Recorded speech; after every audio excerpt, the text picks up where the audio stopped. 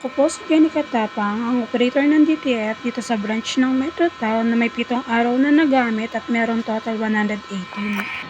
Ito na po yung ating printer head. Ang uling palit nito noong March 12, 2024. Ito naman yung ating copy na may 100% good condition po. Printer head.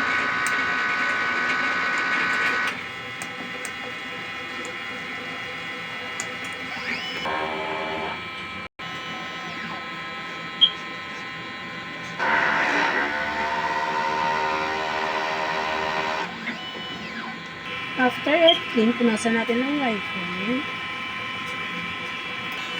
Nozzle check.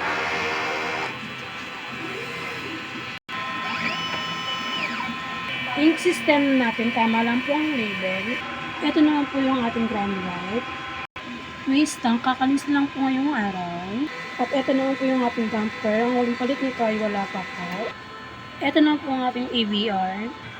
Unuse po natin. Ito naman po yung stock natin ng DTF powder. At ito naman ang ating film po. At ito naman po yung ating consumable. Ito po yung nagamit natin na sa powder ay isa. Sa white po, isa. Sa magenta po, wala. Sa cyan po, wala. Sa yellow po, wala. Sa black po, wala. Sa DTF film natin, may isa tayong nagamit ngayong week.